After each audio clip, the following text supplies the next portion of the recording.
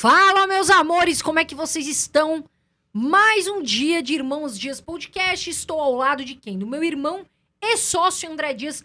Como é que você tá, Andrezito? Eu tô muito bem, obrigado pela pergunta. Espero que você esteja bem também. E nós temos aqui hoje duas convidadas que falam de um tema que eu gosto muito e que está sendo muito falado no dia a dia, que é as criptomoedas, principalmente o Bitcoin. Mas tem tanta criptomoeda, Tá Carol. bombando. Hoje elas vão falar tudo aqui pra gente. E nós vamos discutir aqui vários assuntos, quais moedas que prometem, o Bitcoin vale a pena comprar agora ou não vale? Nós trouxemos aqui a Carol e a Cacá.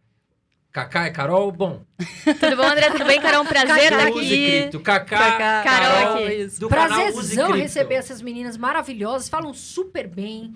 Tem um YouTube de quase 141 mil inscritos, né? Isso. 141 mil inscritos falando sobre esse assunto. Mas aí no Instagram, 126 mil inscritos. Obrigada por vocês estarem aqui. Meninas incríveis. Vieram do Sul, né? Viemos do sul de Porto Alegre, nossa base, né? Nossa criptocaverna tá em Porto Alegre, a gente trabalha de lá. Nossa, a gente que agradece o convite, muito legal estar aqui com vocês batendo esse papo. Sobre assunto que a gente Bitcoin e ama, né? cripto. É. E me conta uma coisa, como é que vocês começaram o canal? Vocês trabalhavam já nesse mercado? Como começou? Como surgiu a ideia do Use Cripto? Legal. Sabe que essa pergunta é muito bacana, porque tem gente que acha que a gente veio do mercado financeiro ou da área de programação, de TI, tecnologia, mas não. A gente veio de uma área diferente. Eu sou publicitária, a Carol é dentista. Era dentista e ali em 2019, mais ou menos, no início de 2019, a gente conheceu o Bitcoin pelo viés de moeda. A gente queria aceitar na nossa clínica, a gente tinha um empreendimento antes de começar a Use Cripto, que era uma clínica de estética e odontologia. Éramos sócias, trabalhando juntas há mais de 4 anos nessa clínica. E ali a gente estava estudando a parte administrativa da empresa, a gente estava um pouco incomodadas com as taxas de maquininha, tinha que ter várias maquininhas lá no sul, específicas. Enfim, a gente estava bem incomodadas com isso, assim, era um ralo na nossa empresa. E aí a gente bateu em Bitcoin como moeda. Disse, opa, peraí, a gente Isso pode... quando? Isso faz tempo. Isso foi início de 2019. Espera aí, dá para aceitar Bitcoin como moeda no nosso negócio? Então, você pode entrar no Bitcoin por várias tocas do coelho, né? E a nossa primeira foi Bitcoin como moeda. Por isso que, inclusive, o nome do nosso projeto é Use Cripto, porque a gente entrou com o viés da usabilidade, né?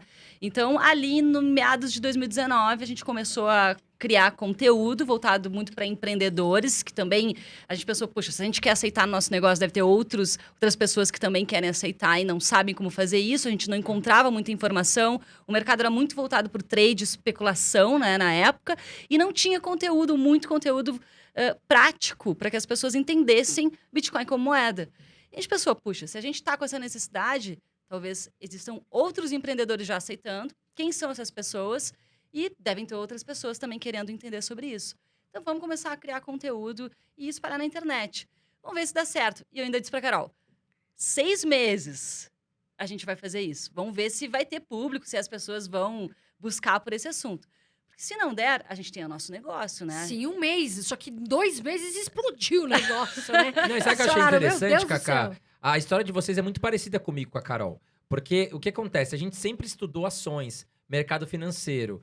E aí a Carol já tinha um Instagram bem engajado, né? E aí a gente pensou, poxa, a gente estudava onde ações? A gente ia no YouTube, a gente sempre caía nas mesmas pessoas. E tinha muito pouco conteúdo.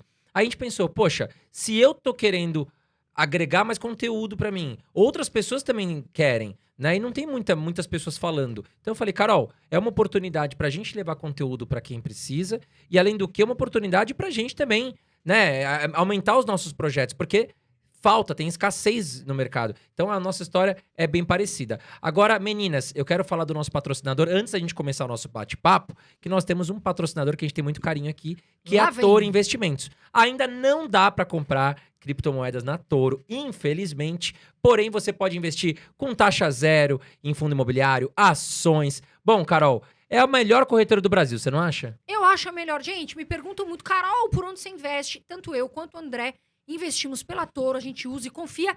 E tem um detalhe, posso falar? Do Pode bônus? falar. Tem bônus pra você aí, meu amor. A gente quer que você comece a investir, criaturinha. A gente quer que você comece. Então, abre a sua conta, a gente vai deixar aí na descrição, tem um link. Clica, abre gratuitamente investiu 5, 10 reais, foi lá, começou, que é o primeiro passo, vai ganhar 2 planilhas, ó, faixa. Organização financeira, pra você saber quanto você ganha e quanto você gasta, fazer sobrar esse dinheiro. E também rebalanceamento de carteira. Então, Toro Investimentos, vai lá, abre sua conta e começa já a investir. Agora, mudando de assunto, eu me pergunto muito o quê? O Bitcoin, ele é muito volátil. É um tal de sobe e desce, parece aquelas montanhas-russas da Disney, né? André gosta disso daí. Vai, sim. sobe, desce e E tal. é isso que atrai muita gente também, né? E o que vocês acham, vocês que são as feras feridas desse assunto, sobre o Bitcoin se valorizar a cada ano? Isso é uma coisa que vem surpreendendo muitas pessoas, porque o Bitcoin ele vem se consolidando e vem passando por várias provas de conceito, né? Então, no início, as pessoas não entendiam muito bem o que era o Bitcoin. Ah, é uma nova moeda, é uma nova rede, é uma nova tecnologia, é um novo sistema financeiro. Ele trouxe muitas das tecnologias que a gente vê hoje. Então, conforme ele vai consolidando todas essas características, né? Porque antes do Bitcoin existia o conceito de descentralização do dinheiro. Então, ele trouxe isso e as pessoas estão percebendo essa descentralização, a escassez digital, que antes do Bitcoin não existia, né? A gente poderia fazer um Ctrl-C, um Ctrl-V, um copia e cola digitalmente, que tudo era eternamente replicável. E com o Bitcoin, essa escassez digital, ela começa a aparecer agora no sistema financeiro. E essa valorização, ela vem justamente das pessoas começando a compreender e querendo justamente acumular para o longo prazo, porque um ativo escasso, descentralizado, sem intermediários, que ninguém pode controlar ele, é extremamente poderoso. Ainda mais no mundo, no sistema financeiro, onde tudo é super controlável, manipulável e centralizante, né? Então, é muito discrepante esse conceito de como o Bitcoin funciona.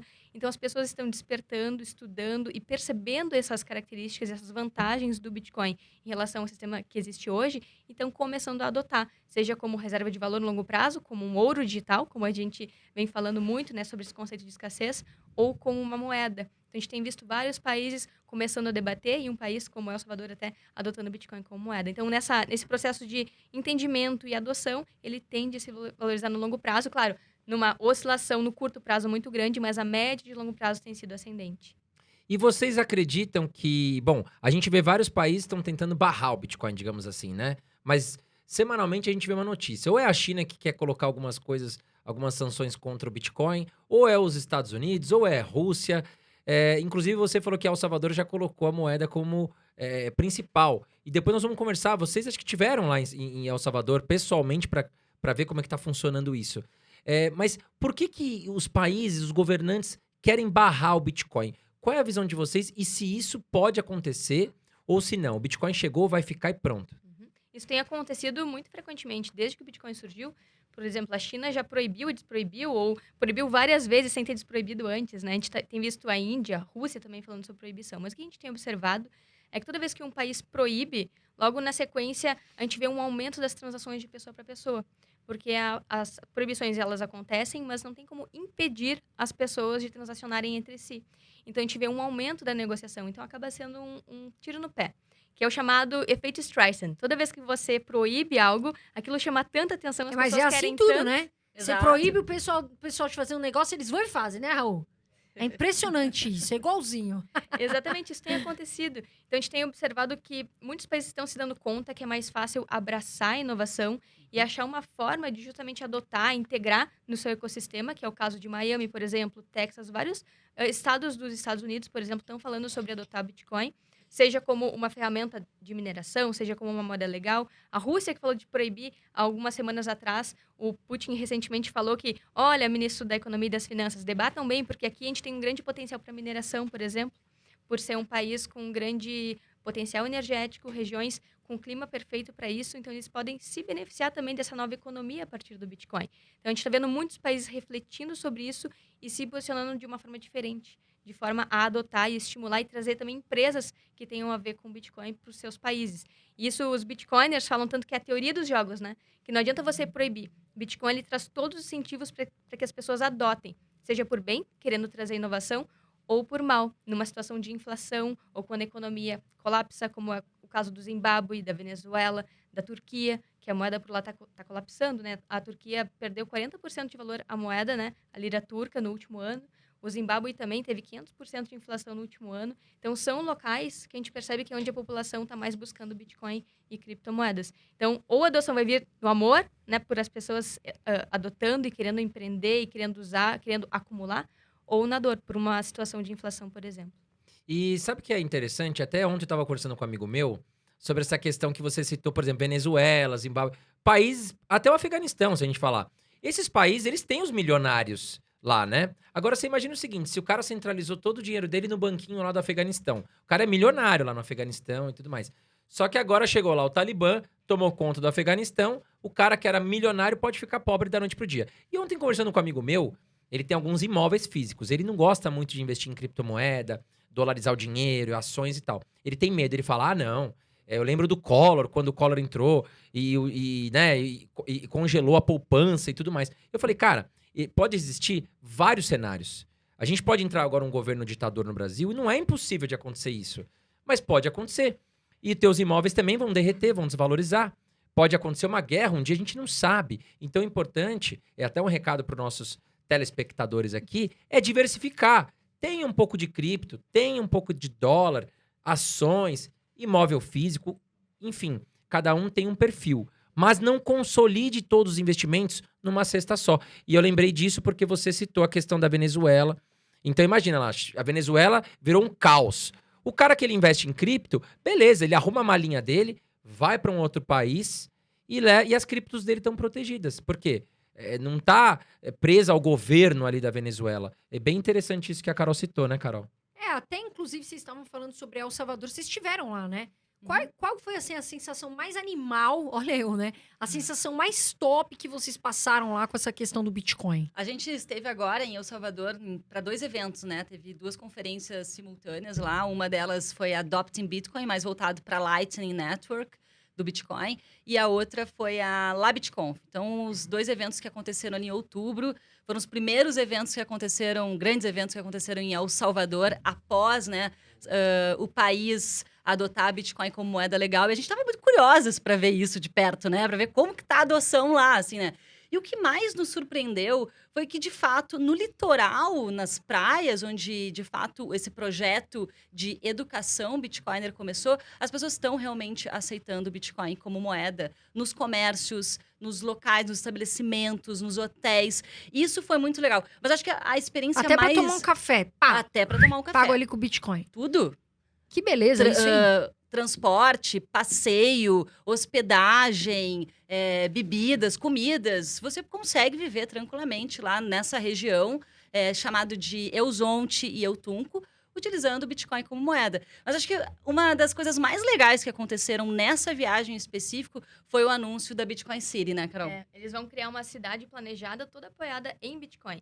Então, eles vão criar bonds, títulos, né, onde eles vão vender. E esses títulos, a venda desses títulos vai financiar a criação dessa cidade, que vai ser toda apoiada em Bitcoin. Então, eles vão, com parte, né, desse financiamento através dos bonds, eles vão emitir $1 bilhão em bonds.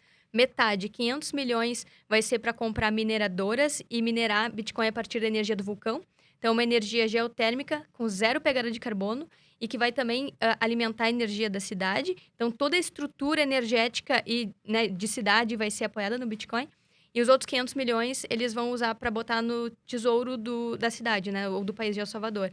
Então, eles vão fazer as duas coisas. Construir a cidade apoiada em Bitcoin e ser um dos primeiros países também a anunciar que vai ter Bitcoin nos seus cofres. Então, isso muda muito a dinâmica, né? Porque hoje os países, quando precisam de financiamento, eles recorrem ao FMI.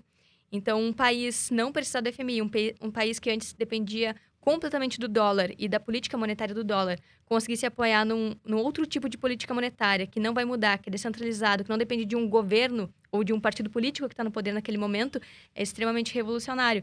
Isso alerta também e acende essa oportunidade para outros países também fazerem o mesmo. Começar a conseguir financiamento de outros países ou de outros investidores ao redor do mundo através de bonds apoiados em Bitcoin. Então, isso não só a experiência de usar Bitcoin como moeda e ver a cidade começando a adotar, mas ver esse movimento de mudança de toda a macroeconomia se voltando para Bitcoin. Isso é algo que vai começar agora esse ano, ainda não foi emitido, ainda é, de certa forma, um experimento, mas é muito legal acompanhar essas mudanças, né? Então, acho que isso é animal, como tu falou, Carol. Animal, é animal. Mas o que é? Desculpa, porque eu não entendo tanto. Então, eu queria entender o que é esse... Se vocês podem falar mais sobre esse Lightning, como você falou o Rede nome? Lightning. Rede Lightning do Bitcoin. O que quer dizer isso? O Bitcoin ele tem uma blockchain, né? Que é um sistema de registros. Então, as transações em Bitcoin, elas podem ser feitas em camada 1, que é a camada blockchain, onde você transfere de um endereço para outro. Só que com o tempo, conforme o Bitcoin vai sendo adotado, essas transações, elas começam a competir por espaço no bloco de informações do blockchain. E isso quer dizer que com o tempo tende a ficar cada vez mais caro. Só que isso não é ruim, porque significa que a rede está cada vez mais forte e descentralizada. Para compensar isso, porque Bitcoin foi voltado totalmente para segurança e descentralização, se criou um protocolo adjacente, uma camada 2. Então, é uma camada especificamente para pagamentos, onde as transações são super rápidas, super baratas, coisa que transações em camada 1, em camada blockchain, é bem mais lento, demora de 10 minutos a 1 hora uma transação, tende a ficar mais caro com o tempo. Sim, imagina você vai fazer um pagamento, né, de um almoço e aí tem que esperar 1 hora para ser confirmado o pagamento, né? Com a rede Lightning é instantâneo. É muito semelhante na parte operacional e técnica como um Pix. Você Sim. escaneia e chega na hora na outra carteira, né, da outra pessoa que você está fazendo o pagamento. Então, a rede Lightning torna o Bitcoin, de fato, escalável, que era uma das questões aí que até então era entre aspas, um problema aí na hora de fazer os pagamentos, né? Então, a rede Lightning está crescendo muito. Então, lá em El Salvador, a gente esteve numa conferência específica de rede Já Lightning. tem lá? Porque vocês falaram que vocês comem, Sim. né? Fazem tudo lá, é super rápido, né? Super, super, super. Lá eles usam tanto on-chain quanto rede Lightning. On-chain é blockchain, né? Isso. Tanto rede Lightning, né? Você pode alternar dentro das carteiras, né? Dos aplicativos de celular, que são as carteiras de Bitcoin. Você pode escolher como que você quer fazer o pagamento. Ou via on-chain, a camada 1, ou via rede Lightning. É bem tranquilo, bem fácil de fazer. Depois que você faz as primeiras vezes esse tipo de pagamento, você vê como é simples. E é por isso que, com o tempo, a camada 1, a camada blockchain, tende a se tornar uma camada de liquidação. Muito parecido com como é o ouro, né? O ouro, ele era uma forma de camada 1 do dinheiro no passado, quando o dinheiro tinha lastro no ouro, por exemplo. Só que o ouro, ele é lento também. Você precisa de milhões para, por exemplo, deslocar barras de ouro de um banco central a outro, por exemplo. Então, o ouro, ele se tornou, no passado, uma camada de liquidação, um ativo de liquidação final. E a camada 1 do Bitcoin tende a ser como um ouro, uma camada de liquidação. Só que, claro, mais lento, só que, mesmo assim, mais portátil, digitalmente comprovável e mais escasso que o ouro nesse sentido. Então, é provável que no futuro grandes países troquem Bitcoin entre si, se, claro, essa adoção continuar avançando em camada 1, mas as pessoas entre si troquem via camada 2, via rede Lightning, que é a rede mais escalável. Com custo de menos de 1 centavo, né? Então, é muito barato de fazer esse tipo de transação. Agora, Cacá e Carol. Eu, na minha vida, eu acredito que nem tudo é perfeito. O que vocês poderiam citar de algo que precisa ser melhorado? Vocês falaram sobre a questão da escalabilidade, né? Que precisa melhorar a velocidade. Mas outros pontos que o Bitcoin, digamos assim, que é ruim na estrutura Bitcoin ainda. Quais são os defeitos que a gente pode citar hoje do Bitcoin específico? Tá. Eu posso começar? Uhum. Eu acho a questão principal é a experiência de usuário. A questão não está exatamente no Bitcoin, mas sim nas ferramentas de acesso ao Bitcoin. A gente tem muito a melhorar nesse sentido para que as pessoas consigam mexer, manusear nos aplicativos, nas carteiras, nas próprias plataformas exchanges, de uma maneira que seja bem intuitiva e bem fácil. As pessoas, no geral, têm muitas dúvidas. O que é camada 1? O que é camada 2? O que são essas taxas? Quanto que eu estou pagando de taxa? As coisas não são claras, né? Fora que o Bitcoin tem 8 casas decimais, então fica aquela confusão. Tá, peraí, o que são essas 8 casas decimais, né? Os satoshis, que é a menor unidade de medida do Bitcoin. Então, essa parte de experiência de usuário que precisa ser melhorada, mas não exatamente o protocolo Bitcoin, né? Isso naturalmente também está sendo desenvolvido, né, pelos desenvolvedores do Bitcoin, então está trabalhando e melhorando aí a sua estrutura, mas principalmente experiência de usuário. Isso que eu vejo como um fator aí que precisa ser melhorado, mas eu acho que é um movimento natural de mercado. Conforme o mercado vai amadurecendo, novas soluções vão surgindo, né, e as coisas também vão melhorando nesse aspecto. A gente tem visto muitos protocolos lançando, por exemplo, DeFi, NFTs, outras formas de usar criptomoedas, né? Só que o grande questionamento que o Bitcoin traz é que muitas vezes essas aplicações, elas não são feitas numa camada blockchain tão segura quanto o Bitcoin, tão descentralizada quanto o Bitcoin. Então, o Bitcoin traz esse questionamento, né? Até que ponto a gente está construindo em cima de uma camada sólida que vai perdurar ao longo dos anos e que não vai ser justamente centralizada. Então, claro, como o Bitcoin é mais complexo nesse sentido de construir em cima, ele é mais lento, demora mais, a escalabilidade ela acaba sendo mais lenta que outros protocolos. Então, essa velocidade a partir de rede Lightning, como a gente está vendo agora, tende a crescer. E agora, antes o que era um problema do Bitcoin, que era a escalabilidade ser lenta e não praticamente inexistente, agora a gente vai começar a ver acontecer, especialmente com esse crescimento, a rede Lightning cresceu 3 vezes no último ano. Então, a gente está vendo justamente investidores, empresas e pessoas começando a usar, de fato, essa camada 2 do Bitcoin. Uma coisa que a gente ouviu bastante lá em El Salvador, que no futuro as pessoas não vão nem saber se estão transacionando via on-chain ou Lightning, vai ser tudo uma coisa só, né? Então, só por isso a gente já começa a entender que tem muito a avançar, mas que vai melhorar aí para frente, né, nos próximos anos, nesse aspecto da usabilidade mesmo, né, da experiência de usuário. Vocês falaram muito sobre essa questão de rede, né? On-chain e Lightning. Qual é a diferença das duas? Porque, por exemplo, hoje, pelo que eu entendi, a Lightning está começando a ser algo que está evoluindo. Uhum. É isso, mais ou menos. E a on-chain já existe. Mas para o usuário, qual é a diferença dele usar uma rede, né, via on-chain ou via Lightning? Então, on-chain vai ser um pouco mais lento. Uma transação, por exemplo, vai demorar de 10 minutos a 1 hora, dependendo do congestionamento da rede. Porque a blockchain, quando você faz uma transação, eu quero enviar satoshis ou Bitcoin para você, Carol. O minerador precisa escolher essa transação, pegar ela de acordo com o valor da taxa que eu quis pagar e inserir nesse bloco de informações. E dependendo do congestionamento da demanda da rede, isso pode demorar. Então, isso prejudica justamente a escalabilidade, né? Então, para o usuário final, a diferença é que é uma rede um pouco mais cara e mais lenta quando você transaciona on-chain de carteira para carteira.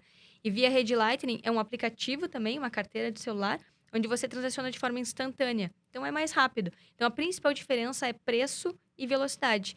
Via Lightning é mais rápida e mais barata, e on-chain demora um pouquinho, tem que estar mais habituado com os conceitos também de blockchain, como olhar um explorador de blocos, como olhar a sua transação no blockchain. Então, exige um pouquinho mais de conhecimento técnico também. Mas, no futuro, como a Cacá falou, talvez essas redes estejam mais integradas e as pessoas também não percebam qual rede elas estão usando.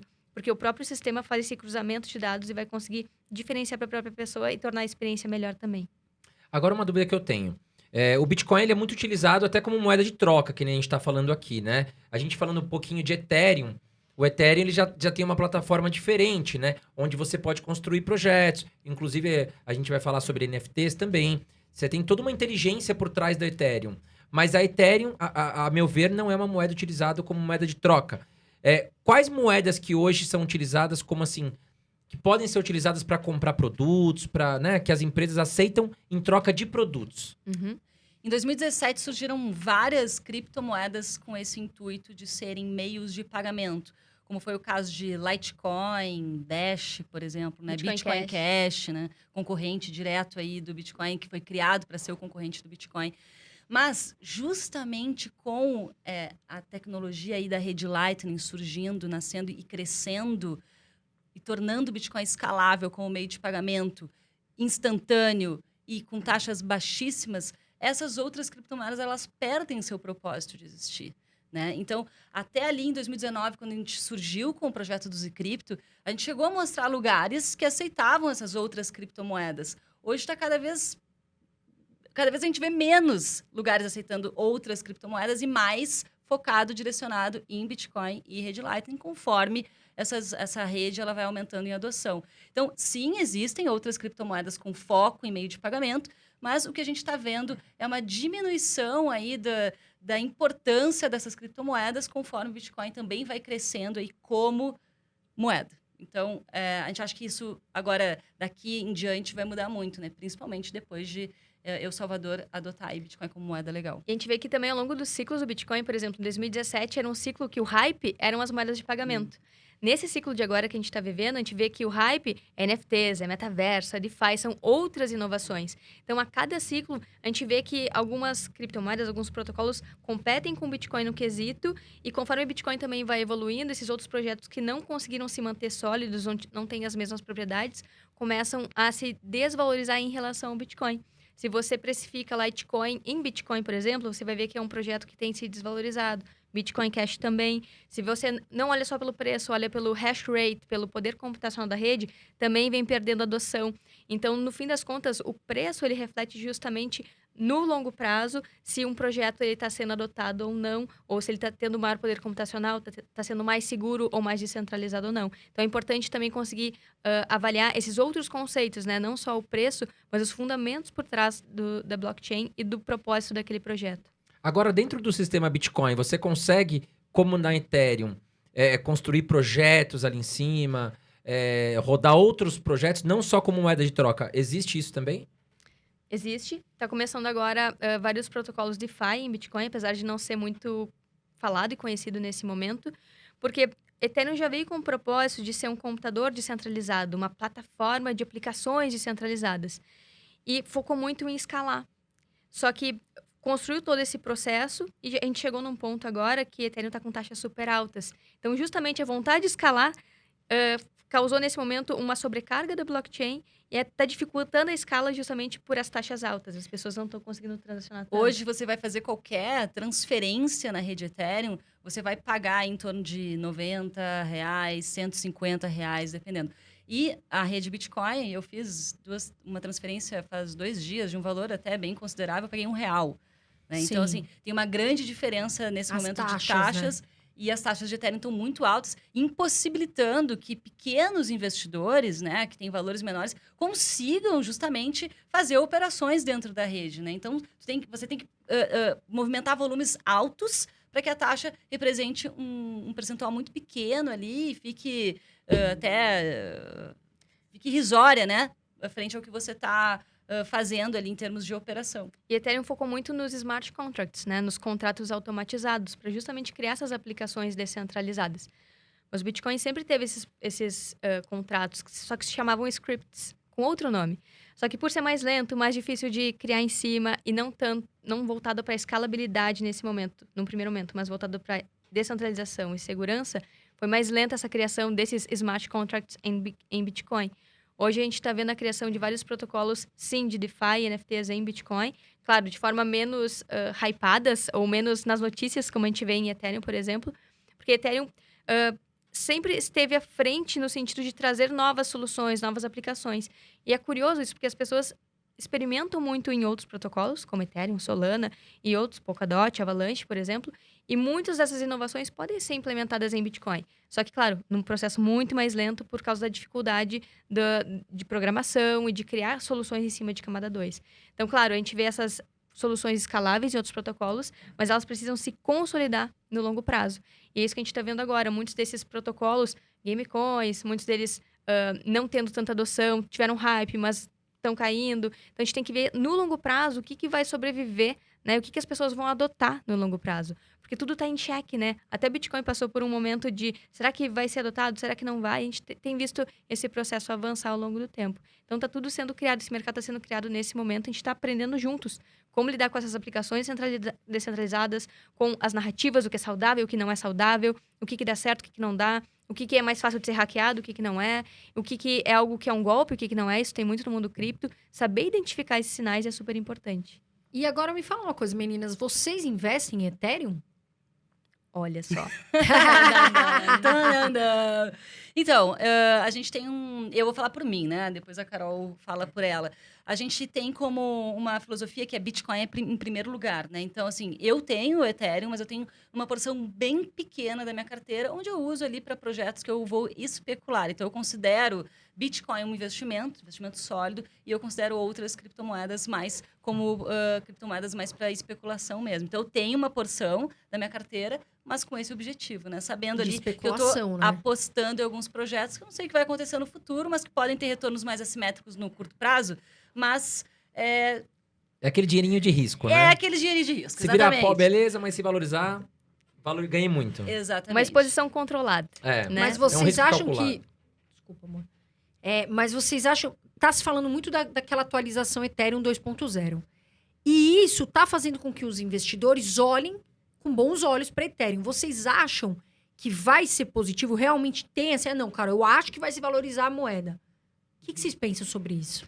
Olha, Carol, primeiro a gente vai ter que observar se de fato Ethereum vai se transformar em 2.0, né? Isso é uma coisa que a gente conversa muito, assim, porque o Ethereum, ele está prometendo já há muito tempo fazer essas atualizações dentro do protocolo.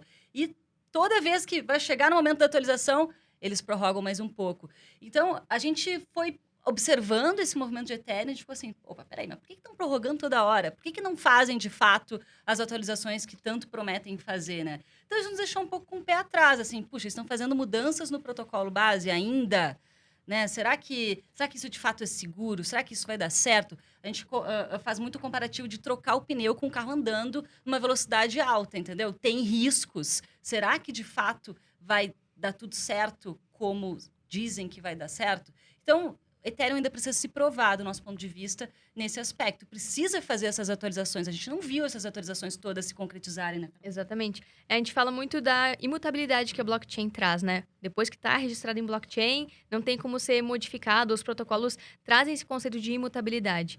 Mas a gente tem muito cuidado com isso, porque se um protocolo está mudando o seu mecanismo de consenso, a forma como ele funciona, então onde que está a imutabilidade, né? Então isso que a gente vai ter que observar no longo prazo. Será que vai se consolidar essa mudança para Proof of Stake, que é um mecanismo de consenso menos testado que Proof of Work, que é a mineração do Bitcoin, que é bastante testado?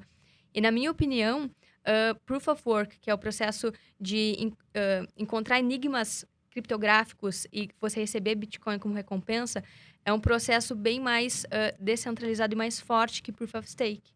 Por quê? Porque você não consegue criar energia e poder computacional do nada. Isso exige um custo e atrelar esse processo a algo do mundo real, que é justamente o gasto energético, por mais que seja criticado por muitas pessoas.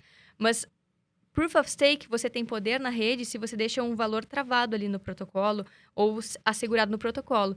E o meu questionamento é, em que ponto isso é diferente do sistema que já existe hoje, onde quem tem mais dinheiro tem mais poder, né? Então, eu quero muito observar como é que vai ser essa mudança, se vai ser tranquila, se não vai, se vai se consolidar. Mas, na minha opinião, Bitcoin sendo um ouro digital e utilizando Proof of Work, se a gente observar a trajetória do ouro no passado, nenhuma ação, por exemplo, substituiu o ouro, até porque é uma commodity e outra é uma empresa, mas até que ponto muitos dos projetos que existem hoje não funcionam como empresas, né? E é um questionamento ao próprio mercado cripto que existe hoje, né? Até que ponto todos os outros protocolos são realmente descentralizados. Mas, enfim, eu acho que Ethereum tem que se provar, tem que fazer essa mudança, precisa parar de postergar justamente a mudança para Proof of Stake. E Proof of Stake, como mecanismo de consenso, também precisa se provar como algo realmente descentralizado. Isso a gente vai ver ao longo aí dos anos e do caminho, porque vários protocolos estão utilizando Proof of Stake, né? Solana, Cardano, Polkadot, Avalanche, então todos eles utilizam de alguma forma esse mecanismo para o qual Ethereum quer mudar. Ele começou com Proof of Work e agora está mudando para Proof of Stake. Bitcoin está ficando sozinho ali com alguns outros protocolos como Proof of Work e ainda nesse questionamento do gasto energético, né? Porque se a gente entrar por esse caminho, a gente vai perceber que o Bitcoin utiliza menos energia do que grande parte do sistema tradicional, que os bancos, que a mineração do ouro, inclusive, e que, inclusive, tem uma pesquisa que mostra que Bitcoin utiliza menos energia que todas as máquinas de secar nos Estados Unidos. Então, é aquele questionamento. O que você acha que é um desperdício? Você tem um sistema que é escasso, resistente ao controle, resistente à censura, resistente à inflação? Ou coisas que são supérfluas, por exemplo, né? Como você assistir TV, como você assistir jogos, por exemplo, porque diz que tem uma pesquisa que fala que Bitcoin utiliza menos energia do que todos os jogos do mundo. Então, isso a gente vai ter que observar ao longo tempo. Se as pessoas vão valorizar isso, esse novo sistema econômico, ou não. Agora, falando sobre diversificação de carteira. Em 2020, a gente teve a questão da pandemia do Covid que derrubou ali as ações, tanto nos Estados Unidos como no Brasil. E nós tivemos, por exemplo, o ouro, que fez o caminho inverso. Porque as pessoas, num momento de crise, elas saem dos ativos com maior risco e migram para os ativos de menor risco, como o ouro, por exemplo, né? E aí o ouro se valorizou em 2020, se eu não me engano, 20%. O Bitcoin também voou muito, né? Decolou, subiu muito em 2020. Muitos analistas estavam comentando e comparando o ouro e o Bitcoin como uma reserva de valor, como ativo de proteção. Como vocês enxergam esse tipo de informação? O Bitcoin é uma reserva de valor? É uma reserva de proteção? Na minha opinião, sim, só que está em momento de consolidação na cabeça dos investidores, porque ainda existe muita guerra de narrativas, né? Alguns economistas dizem que não, que Bitcoin é só especulação, que não é ouro digital, e quem estuda um pouco mais de economia austríaca pega esse viés do ouro e diz que sim, Bitcoin é um ouro digital e é uma reserva de valor. A gente segue essa linha de pensamento, né? Só que como existem muitos vieses e análises sobre o Bitcoin, ainda existe muito esse viés da especulação e correlacionam ele a ativos de risco. Então, é por isso que em alguns momentos o Bitcoin se comporta como um ouro digital e segue o ouro muito em 2020 naquele processo de busca por liquidez e busca por um safe haven, por um ativo que pudesse manter poder de compra mesmo num ambiente hostil, como uma pandemia global, né? Onde o patrimônio de todo mundo está ameaçado, ninguém sabe o que vai acontecer numa pandemia. E agora a gente tem visto nos últimos meses o Bitcoin se comportou muito parecido com o S&P, com a Bolsa Americana. E as pessoas dizendo, não é ouro digital, está se comportando como uma ação. Então, o Bitcoin oscila muito, porque os investidores também, cada hora, é um perfil que está ali nas notícias ou dominando o mercado, né? Na guerra entre ouros e touros. Então, em alguns momentos, ele se comporta como ouro, outros como ação. O que eu acho é que no longo prazo, conforme mais pessoas enxergarem por esse viés dele como um ouro digital, uma proteção contra a inflação, olhando para esse mundo, né, que a gente vê várias moedas ao redor do mundo com inflação aumentando, taxas de juros agora começando a subir, num ambiente onde o poder de compra das pessoas está sendo diluído, mais pessoas também vão enxergar o Bitcoin como uma reserva de valor. Mas isso leva tempo, né? O Bitcoin tem só 13 anos. O ouro está aí há milênios, mais de 6, 10 mil anos. Mais antigo, né? O exato. ativo mais antigo que a gente tem. Não, e o mercado também, cripto, ele mudou muito nos últimos 2 anos, principalmente, né? A gente viu muitos institucionais entrando no Bitcoin, entendendo o que é o Bitcoin, colocando o Bitcoin nos seus caixas. Então, é uma mudança muito grande que a gente viu nos últimos 2 anos e é muito recente, né? Isso do Bitcoin, de fato, ser olhado com o viés da reserva, né, de valor, de fato, é muito nova. Então, por isso, essa oscilação também de opinião, porque está todo mundo observando e cada hora é uma coisa, né? A gente ainda não tem opiniões muito consolidadas ali em termos de análise, está todo mundo observando e vendo o que vai acontecer. Então, a gente está num momento bem decisivo, inclusive eu acho, para o Bitcoin, para ver o que vai acontecer nos próximos 2 anos, 3 anos, após essa entrada massiva de institucionais dentro do mercado. Porque eu acho que tantas pessoas estão entrando, tantos investidores novos estão entrando em criptomoedas e em Bitcoin também, foi o que vocês falaram, é novo. Que eu acho que até essas informações, elas vêm se validando, né? Uhum. Porque se a gente pensar o seguinte, em 2020 teve a pandemia, a Bolsa Americana caiu, enquanto isso o Bitcoin subiu, né? Buscaram o quê? Ativos de proteção. Mas agora, recentemente, que a gente está com um problema de inflação nos Estados Unidos, as ações americanas, elas recuaram e o Bitcoin também fez um movimento acompanhando a Bolsa Americana, né? Uhum. Então, faz sentido talvez a gente pensar que o Bitcoin, as pessoas começaram o quê? Colocar a grana no bolso, até vou deixar essa pergunta para vocês. Porque lá nos Estados Unidos, o pessoal, vai subir juros, vamos guardar os lucros aqui, né? E agora vem corrigindo a Bolsa Americana. Será que o Bitcoin também teve esse movimento? O pessoal lucrou muito em 2020, 2021 e começou a falar, vamos guardar um pouquinho dos lucros aqui no bolso, acompanhando o movimento das ações americanas? Faz sentido isso para vocês? Com certeza, acho que o pessoal ficou com medo do Fed realmente conseguir subir juros. A gente não sabe se eles realmente vão conseguir, porque o Fed, o Banco Central Americano, está, de certa forma, encurralado, né? Se eles aumentam os juros, eles começam a quebrar várias empresas que estavam alavancadas em dívidas. Se eles não sobem juros e seguem imprimindo dinheiro, eles acabam colapsando a moeda, eles acabam prejudicando a moeda e aumentando a inflação, e isso prejudica também as pessoas e a população no geral. Então, eles estão encurralados. Eles anunciaram que iam aumentar juros, mas aí só para março. E isso já movimentou, né? Tanto bolsas quanto Bitcoin, criptomoedas. E principalmente empresas de tecnologia, né? Porque elas precisam de empréstimos mais longos. Exato. Então, por isso que elas sentem, né? A gente vê que o índice Nasdaq, esses últimos dias, caiu. Por quê? Porque, além dos resultados, elas também precisam de empréstimos mais longos. E aí, também é um problema que acaba vindo com essa questão de juros. Porque falaram que ia aumentar 5 vezes. Agora, já tem grandes bancos falando em 7 vezes de aumento de taxa de juros. Então, a gente vive esse problema, que é um problema grande. O que eu vejo? Eu vejo um movimento na internet, que é o seguinte, que vocês mais do que eu veem. Tem muita gente que está apostando em várias criptomoedas. Eu falo apostando porque a pessoa realmente ela não sabe no que ela está investindo. E isso é uma preocupação que nós temos, educadores. Porque ninguém sabe tudo, né? Tem gente que sabe mais sobre bolsa, tem gente que sabe mais sobre ações brasileiras, ações... E vocês entendem muito sobre cripto. A gente vê, colocou 5 mil ali, 10 mil aqui, 8 mil aqui, perde tudo e a pessoa realmente não sabe o que está fazendo. A gente está vendo um movimento grande, né, André? De gente que está colocando todo o dinheiro em cripto. Agora, meninas, se vocês, hoje, o Dória, que está aqui, nosso amigo Raul Dória, desse 10 mil reais para vocês, para montar uma carteira de cripto, o que vocês fariam nessa carteira? Começaria com Bitcoin. 10 mil, pum, Bitcoin. Começaria com Bitcoin. Sim, o ativo mais sólido do mercado cripto. Você Começaria não com pegaria Bitcoin. nem ali uns R$100 pra dar uma distribuída ali no... Vamos pegar um pouquinho aqui de Gamecoin, uns projetos que eu gosto. Se perder, perdeu, mas se ganhar também... É aquele que a gente tava falando, Aquele né, André? 1% Aquele vagabundo. porcentinho ali que vai fazer a 1% aposta. vagabundo. Agora, para quem está iniciando, chegando agora no mercado cripto, né? Vamos pensar assim, a pessoa já é um investidor de ações de mercado tradicional, está chegando agora no mercado cripto. Se me perguntasse, o que eu faço agora com esses R$10.000? Começa pelo Bitcoin, começa estudando Bitcoin. Você vai entender a volatilidade, que é brutal, diferente do mercado tradicional. Você precisa ter essa percepção e se conhecer como investidor em Bitcoin primeiro, para depois você aí fazer a sua aposta, colocar o seu dinheiro, especular em outras criptomoedas Até que pra não têm se ainda assustar, mais né? volatilidade, exatamente. Senão o cara vai meter o dinheiro ali numa, sei lá, uma Gamecoin da vida. Do nada derreteu, ele fala, esse mercado de criptomoedas é uma furada. É igual ações. O cara chega investindo em ações, ele quer procurar aquelas ações mais perigosas, digamos assim. Porque ela tá, sei lá, o cara acha que caiu 50%, pode subir 100% amanhã. Ao invés de começar por empresas perenes, por empresas seguras, né, Carol? Você ia até falar, eu te cortei. Não tem problema. Eu ia falar que eu concordo com a Cacá, até porque se a gente observar os ciclos do Bitcoin, as altas, elas seguem o Bitcoin. Então, toda vez que o Bitcoin dá uma subida e começa um novo ciclo, dá 1, 2 meses as altcoins seguem ele. Por que esse movimento? Eu ia te perguntar isso.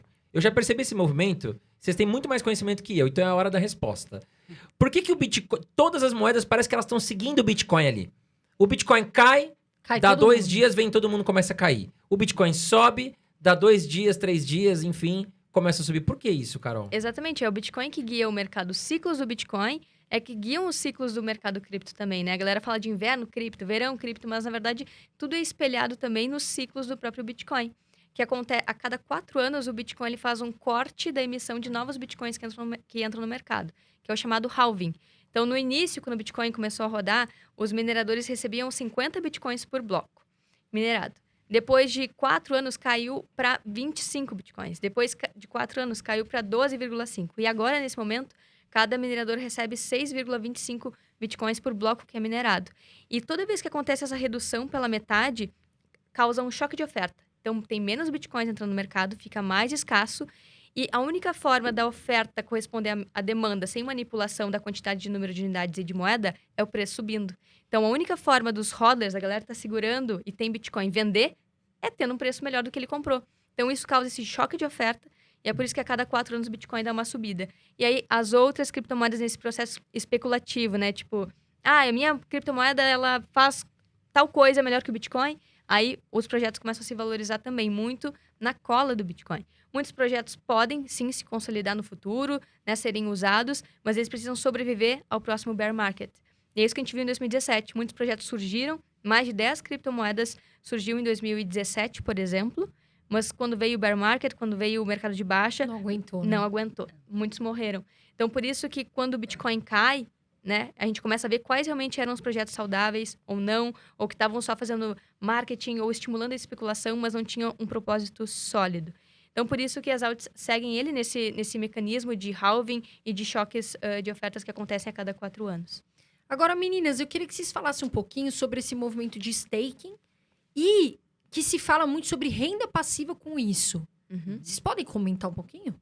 Sim. Staking é um processo, é uma operação que você faz em protocolos DeFi, de finanças descentralizadas, super comuns em Ethereum, Solana, um pouco começando agora em Bitcoin, mas onde você deixa moedas travadas e você recebe juros por isso, né? Então, dependendo do par que você deixar, você pode deixar Ether e dólar, o USDT, o USDC. E você, aos pouquinhos, vai recebendo juros por isso. Você pode deixar travados outros tokens, né? Então, dependendo do nível de risco do token, da paridade que você deixar, você pode receber mais juros ou menos juros por isso. Quanto mais risco, mais juros. Então, isso corresponde ao efeito, né, risco quando você vai fazer o investimento. Tem algumas questões. É tudo feito através de algoritmos e smart contracts.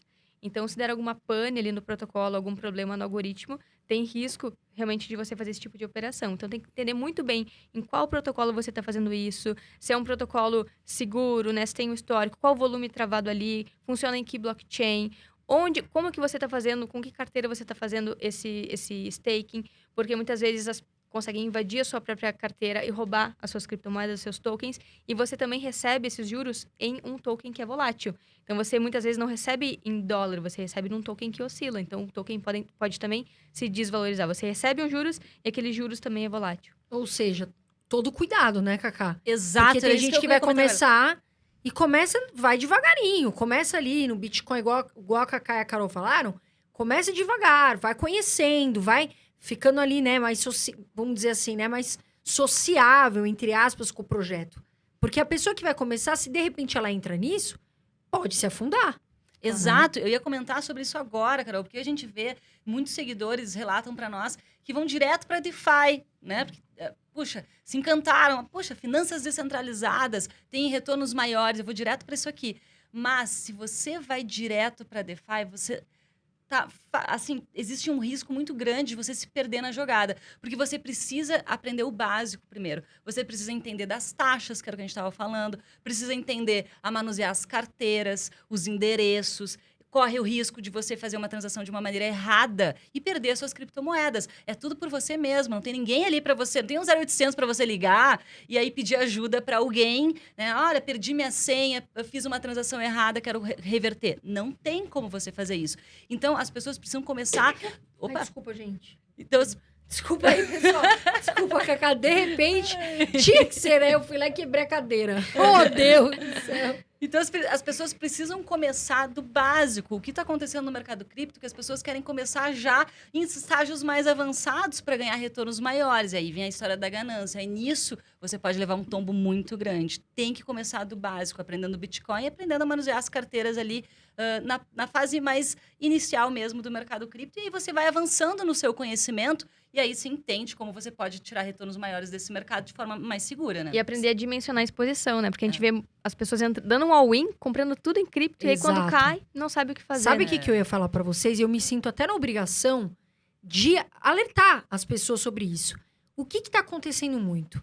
As pessoas compram Bitcoin e aí não conseguem retirar o Bitcoin ou não conseguem retirar o dinheiro ali da corretora. Então, eu me sinto na obrigação, pessoal, de falar, as pirâmides estão crescendo muito. Só que investimentos em criptomoedas não tem a ver com essas pirâmides. E eu falo muito isso todos os dias, porque todos os dias, infelizmente, a gente vê muitas pessoas caindo nisso. Então, muito cuidado com esse negócio de rentabilidade garantida.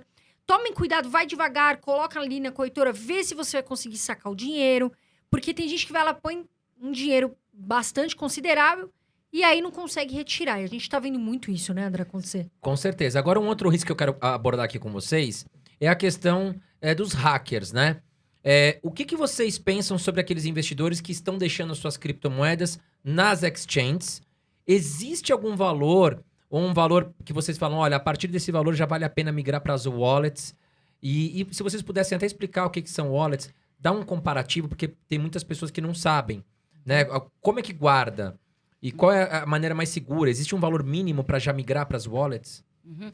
André, no mercado cripto, o Bitcoin foi criado para ser um sistema de pagamentos de pessoa para pessoa, né? Então, assim, no início do mercado, surgiram algumas exchanges que faziam essa intermediação, né? Vendiam Bitcoin, criptomoedas, as pessoas compravam Bitcoin e deixavam nessas corretoras, porque a gente está muito acostumado, né, a deixar num banco, a gente cresceu com esse conceito de, tipo, deixa no banco, o banco está cuidando do meu dinheiro e está tudo certo. E aí, no mercado cripto, surgiram essas exchanges e as pessoas compravam Bitcoin e deixavam lá. Só que em determinado momento, aconteceram alguns hacks, grandes hacks, em algumas exchanges, e aí surgiu a frase que ficou bem conhecida, que é not your keys, not your coins, ou seja, sem suas chaves, sem suas senhas, você não tem as suas criptos, você não tem a custódia do seu dinheiro. Por quê? Quando você compra criptomoedas e deixa lá na exchange, quem está fazendo a custódia dessas criptomoedas é a exchange. Então, se daqui a pouco a exchange, ela, porventura, né, teve uma má administração, faliu, ou daqui a pouco é um golpe, né? O dono lá pode desaparecer com as criptomoedas de todo mundo, pode dizer que foi hackeada a corretora e, na verdade, foi o próprio dono que sumiu com as criptomoedas. Já aconteceu. Então, surgiu essa frase, not your keys, not your coins, e a partir disso, todo o mercado se voltou para autocustódia, né? Então, assim, você não deve deixar as suas criptomoedas na custódia de terceiros, né? Nem de amigo, nem de corretora. Você tem que sacar suas criptomoedas e guardar na sua própria carteira. Essas carteiras, elas são dispositivos, são softwares, né, voltadas para segurança, que aí vão ter senhas ali que vão dar acesso a você mexer nas suas criptomoedas que estão guardadas no blockchain. Às vezes as pessoas acham que as criptomoedas estão ali, né, na carteira, no dispositivo, no que parece um pendrive, mas não é um pendrive, ou que estão dentro do aplicativo, mas na verdade não. A carteira, ela é um dispositivo, um aplicativo que guarda as suas senhas criptografadas e que vão dar acesso a você movimentar as suas criptomoedas que estão na blockchain. Então, o ideal é que você faça a sua própria custódia. Agora, valor.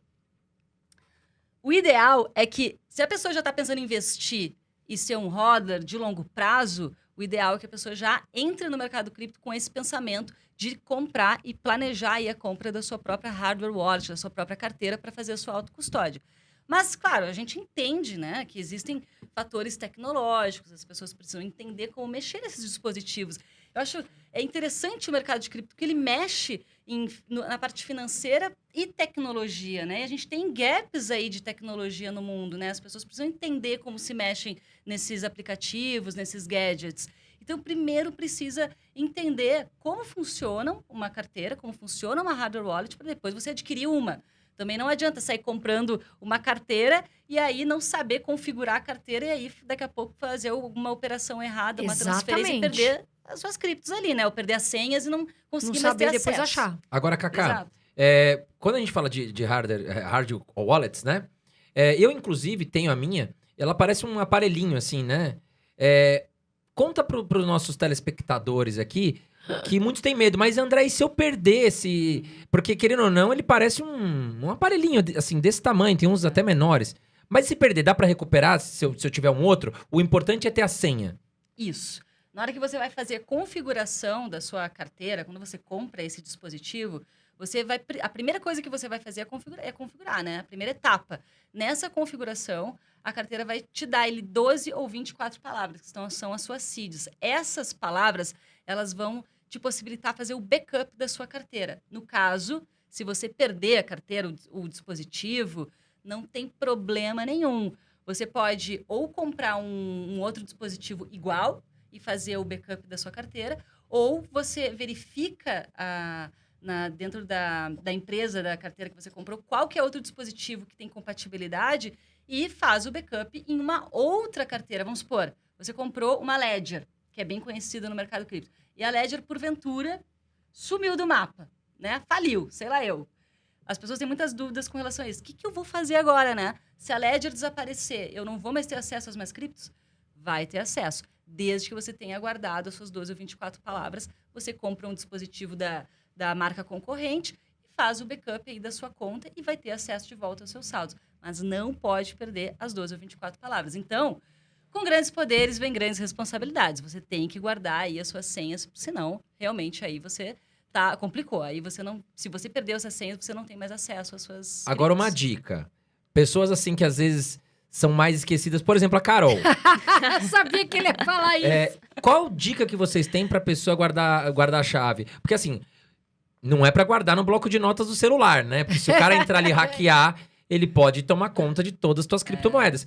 Qual uma dica que a pessoa pode, sei lá, guarda num papelzinho e guarda, sei lá, 5 palavras num papel, 5 no outro, e esconde? Quais são as dicas que vocês dão? Existem algumas maneiras de você fazer isso. Quando você compra um dispositivo desse, uma hardware wallet, já vem dentro da embalagem uns cards, onde você coloca ali numerados e você vai anotando as palavras em ordem. Então, vem mais de um card, às vezes vem 2, vem 3, para você espalhar e guardar.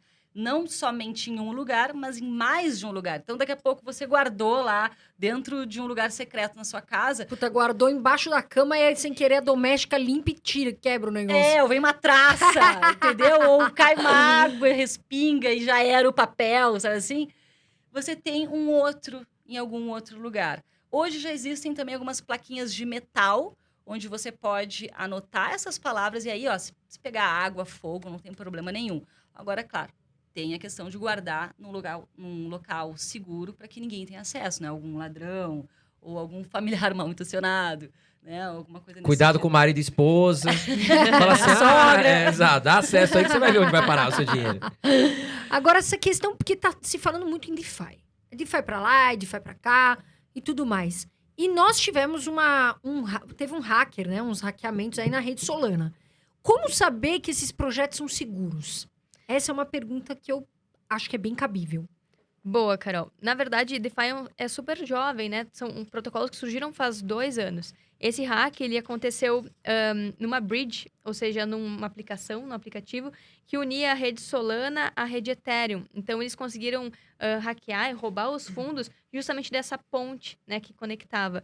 Então, isso tem acontecido bastante por justamente falhas em smart contracts. Então, são esses contratos automatizados, né, que acontecem. Então, eles têm que ser atualizados, recebem auditorias, mas pode acontecer algum bug, né? Isso faz parte de sistemas que estão sendo criados agora. E foi o que aconteceu. Uma falha ali na atualização do smart contract, que a Solana já tinha sinalizado, mas aí justamente essa bridge não fez essa atualização, deu esse gap de tempo. Talvez alguém que já sabia desse gap, desse bug, possivelmente, e aí conseguiu explorar essa bridge, essa ponte, né, entre Ethereum e Solana. Mas isso tem acontecido bastante em DeFi, tanto que DeFi é um dos setores que mais tem rug pulls, mais tem hacks e mais tem acontecido esse tipo de situação. Por isso que é importante se expor de forma consciente, né? Existem vários protocolos, muitos deles fazem auditorias, né, com desenvolvedores, mas nada é 100% seguro. Por isso que se expor de forma adequada, não se expor mais do que você está disposto ali a ver em risco, é super importante, porque são protocolos que estão sendo construídos, bugs podem acontecer e você tem que estar consciente disso, né? Então, se expor de forma consciente, com uma quantidade pequena, porque muitas vezes a ganância leva você a querer ganhar mais e a se expor de forma desproporcional para o seu perfil investidor. É igual piscina gelada, né? Você vai lá, coloca o dedinho. Aí depois você coloca o pé. E vai entrando bem devagarzinho. Eu, quando tá lá, eu tô morando em Balneário Camboriú agora, né? E a água lá é bem gelada. Então, assim, eu não saio correndo pro mar e me jogo. Eu vou devagar. Tá gelado, dou uma voltada. Mais ou menos assim também com criptomoedas, se você não tem conhecimento. Agora eu quero perguntar pra vocês sobre moedas que a gente ouviu falar muito, principalmente em 2021. Essa Shiba, Dogecoin, tem a Baby Dogecoin. O que vocês acham dessas moedas? Ficaram também muito conhecidas porque o Elon Musk, que é um cara que é muito falado no meio dos nossos investimentos, ele super que apoiou. Bom, ele apoiou muito o Bitcoin, aí depois veio e deu um banho de água fria, aí depois trouxe a Dogecoin. Vem pra cá, vem pra O lá. que vocês acham desse mundo, esse universo dessas moedas que estão sendo muito faladas? Eu Até acho- meu cachorro virou. Eu posto no meu cachorro, meu Lulu amarelo é Shiba, Dogecoin, Baby Dogecoin. Virou garoto propaganda do negócio. Sabe que essa história do Elon Musk, eu acho que ele fez uma grande cortina de fumaça ainda. Porque essa semana até a Tesla divulgou que tem 2 bilhões de dólares em Bitcoin nos caixas, né? 1,9. 1,9 bilhões de dólares nos caixas. Então, eu acho que tem uma cortina de fumaça. No fundo, ele fala de Dogecoin, mas por trás tá comprando Bitcoin, né? E botando nos caixas. Olha que curioso isso, né? Então, a gente Bobo tem que não é, errado não Bobo tá, não né? Errado não tá. Mas vê só, né? O que o cara faz. Por que ele tá estimulando Dogecoin, mas no fundo ele tá comprando Bitcoin e botando nos caixas? Por que ele não coloca Dogecoin nos caixas da Tesla, então, né, Carol? Então, pois é. Errado não tá, né? Elon Musk errado não tá. Jogou pra baixo, deve ter comprado mais, aí depois Então. deixou subir. Querendo ou não, tem um efeito de manipulação no mercado, Tem. né? Mas isso eu acho que em tudo, ações também. Eu acho que acontece, né, gente? Não tem muito. É um ativo que ele se valoriza pela procura, né? A oferta e demanda. Então, se você tem aí multibilionários, cantores, famosos... É igual agora, até ia perguntar pra vocês, o Neymar com esses NFTs de macaco. Meu, às vezes é uma puta jogada de marketing da empresa também, né? Vai saber. Exatamente. Exato. E aí, voltando à pergunta original, Sim. o que vocês acham dessa Shiba, Dogecoin? Tem futuro, não tem? Eu acho que é justamente um mecanismo para estimular a demanda. Então, o que se faz? Se aperta todos os gatilhos de ganância. E tem um gatilho que é muito interessante, que é o viés de unidade. Que as pessoas acham que por comprar grandes quantidades, milhões de uma moeda que vale pouco, elas têm mais chances de ficarem ricas no curto prazo, né? Então, eu acho que apertar todos esses gatilhos da ganância, ficar rico rápido. Olha, eu tenho 1 milhão de Shiba Inu ou 2 milhões de Shiba Inu. Então, isso quer dizer que se valorizar, eu vou ter muito dinheiro. Isso faz com que as pessoas entrem nessas narrativas e acabam comprando. E algumas pessoas, sim, ganharam dinheiro no curto prazo e chegaram a ficar ricas, milionárias, mas aí é uma pessoa. Quantas pessoas não perderam dinheiro por entrar Muitas. no topo, né? Então, esses exemplos de pessoas que ficaram ricas, eles acabam sendo muito exaltados e os exemplos negativos acabam não sendo contabilizados muitas vezes, não vira notícia. Então, acho que isso é muito importante, se expor de forma adequada, se for comprar, mas sabendo que é algo extremamente especulativo e muitas vezes é um esquema de pump and dump. O que é isso? Às vezes surge uma criptomoeda do nada, que na verdade é um golpe. Sei lá, como daquele jogo Squid Game. Surgiu muito rápido. Grupos de pessoas começaram a falar nas redes sociais daquele projeto, que era estimulado no Round 6, naquela série da Netflix. E aí os desenvolvedores fizeram uma trava nesse protocolo, a ponto que só eles conseguiriam vender, e as pessoas que tinham esses tokens não conseguiriam. E em 1 segundo, o token foi a 0. Tem até um Meu vídeo que Deus. mostra isso. Então, as meme coins têm essas situações, pode ser justamente um golpe, né? Empurrado pelos próprios desenvolvedores, e às vezes com grupos de pessoas e perfis fakes nas redes sociais, estimulando esse tipo de comportamento de pump, onde jogam lá em cima e cai muito rápido, às vezes numa trava no próprio protocolo ou no smart contract do token. Não, É, você sabe que... Perdão. Não, Cacá. desculpa, Carol. Não, perdão, pode falar, meu amor. Que Perdão. você também deve sentir isso, né, nas redes sociais, o que a gente sente, assim. A gente percebe que com o tempo a gente consegue visualizar exatamente como que funcionam esses esquemas de pump and dumps, né?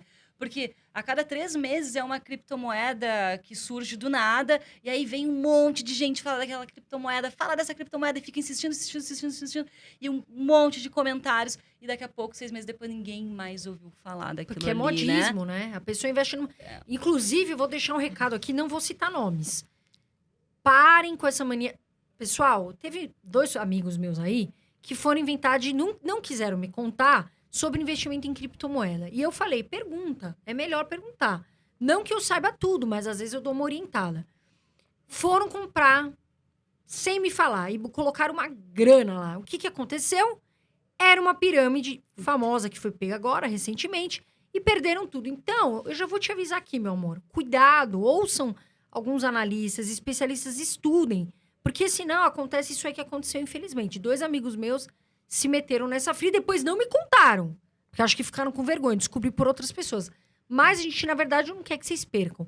Agora... Acho que até aproveitando o gancho do que você está falando, como identificar uma pirâmide? Para que as pessoas não caiam nessa furada. Existem maneiras de você identificar, creio eu, se é um investimento furada ou se é um investimento seguro. Quais são as principais características para o investidor identificar? Opa, vou cair numa roubada, isso aqui é pirâmide, tô fora, obrigado. Acho que o principal indicativo é retornos garantidos ao mês. Isso é algo que as pirâmides utilizam muito como recurso para ativar a ganância das pessoas e pegar o dinheiro das pessoas, né? Às vezes você nem está investindo exatamente em criptomoedas. Às vezes a pirâmide pega o seu dinheiro, seus reais, e não está investindo em cripto. E aí você vê ali no dashboard, né? Você coloca lá o seu login, sua senha, você vê pingando ali aquele retorno mês a mês. Aí na hora que você quer sacar, tá travado, você não consegue sacar, né? Nossa, Aí que muita prejuízo. gente acaba defendendo as pirâmides durante o período que tá ali pingando aquele dinheiro, né? Mas tenta sacar. E vira até pra aquela você ver. propaganda boca a boca, né? Exato. Cara, tô ganhando. Quanto você tá ganhando na renda fixa? Ah, tô ganhando meio por cento ao mês. Ah, eu tô ganhando 10% ao mês. Só que o cara tá vendo o site ali e na hora que ele for tentar sacar, não consegue. Até porque muitas pirâmides, eles fazem contratos que te prendem, ó, durante 1 ano você não pode mexer. Exatamente. Você acha que teu dinheiro tá ali na telinha rolando, né, Cacá? Só que, na verdade, a hora que você for sacar, aconteceu isso com uma amiga minha. Não consegue. Opa, mas tava na tela. Tá bom, mas na hora que você for sacar pro teu bancão, já era, né, Cacá? Então, prometeu rentabilidade. Ó, vou te pagar 10% ao mês, meu amigo. Fica tranquilo que é dinheiro garantido. Cai fora, porque não dá pra prometer rentabilidade. Não tem como prometer rentabilidade no mercado que é extremamente volátil, né? As pessoas têm que ter cuidado, inclusive, porque tem muitas pirâmides que estão aplicando esses golpes que estão fora do país. E aí você não consegue nem judicialmente Nem achar a reaver, pessoa, nem já achar. era. Vai para um lado, vai para o outro, e daí você não acha mais. Exato. Agora, meninas, o que todo mundo tá falando também? NFT. E tem muita gente que não sabe. O que são os NFTs? O que vocês acham desse projeto? Pô, os NFTs são os tokens não fungíveis, né? Então, são tokens únicos. Por exemplo, Bitcoin, Ether, são tokens, todos são uns iguais aos outros. Então, tem vários iguais. Os tokens não fungíveis, cada token é uma obra de arte ou é uma música, é uma coisa específica. Então, por isso que é não fungível, né? A fungibilidade fala que todos os tokens são uns iguais aos outros. É único, né? É único. Só você vai ter. Então, está sendo usado muito para games, para artigos em jogos, para obras de arte. Só que o que está acontecendo é que isso está sendo super exposto como uma grande solução, mas acho que o principal valor por trás das NFTs é justamente dar o direito de propriedade. Então, a pessoa consegue provar via blockchain que aquele ativo é dela mesma. E aí, o valor tá no ativo em si. Se é uma obra de arte legal ou não, se é um jogo que está tendo adoção, que as pessoas estão curtindo jogar ou não. Então, é isso que é interessante observar, as pessoas tomarem cuidado, se elas também não estão entrando no efeito manada, né?